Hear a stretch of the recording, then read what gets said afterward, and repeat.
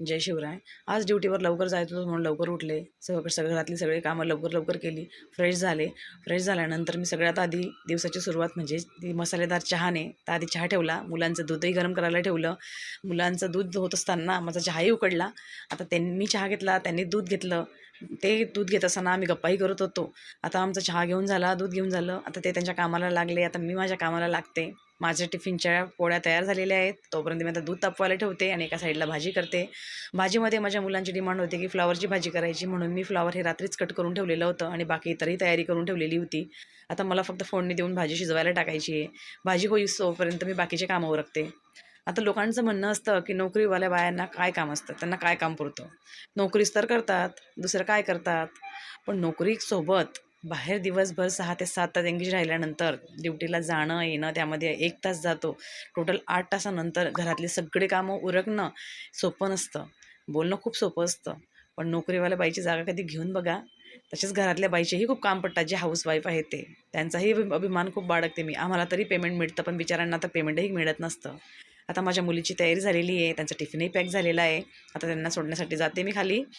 पण माझं लक्ष गेलं खिडकीतून सनराईजकडे आणि मी सनराईज बघण्यासाठी गॅलरीमध्ये गेलेले आहे. आता मुलांना सोडून आले मी खाली. आता ते स्कूलला गेलेले असताना मी आता सगळ्यात आधी माझी कामं उरकते. त्यामध्ये मी सर्वात आधी मशीन लावते, कारण की जवळपास कपडे होण्यासाठी 1 तास लागतो. ते 1 तासामध्ये माझ्या घरातली इतर भरपूर कामं होऊन जातात. आता रात्री माझं डोकं खूप दुखत होतं म्हणून भांडे तसे शिल्लक होते. आता मी मशीन लावलेलं आहे, तोपर्यंत मी आता भांडेही लवकर लवकर उरकते. बाकी घरातलं जे काही इतर कामं आहेत तेही उरकते. बाईचं प्लॅनिंग म्हणजे प्लॅनिंग असतं. तिचे सगळे कामं हे वेळेनुसार चालत असतात. बघा 6 वाजता उठली आणि 6चे 9 कधी झाले ते मलाही कळलं नाही.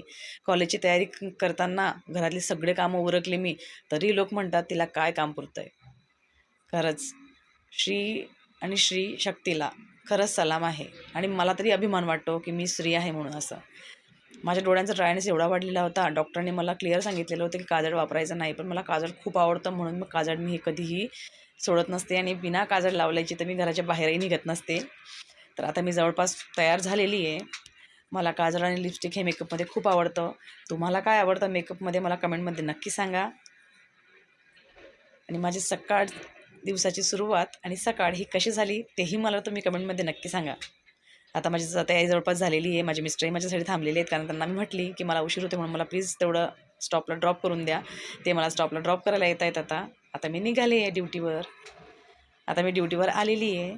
बघा किती छान गुलाबी थंडी आहे आणि किती शांतता आहे. खूप मस्त वाटतं आहे सकाळी सकाळी. स्कार्फ काढायची तर इच्छा होत नाही थंडीमुळे, पण इट्स ओके. चला तर मग भेटूया पुढच्या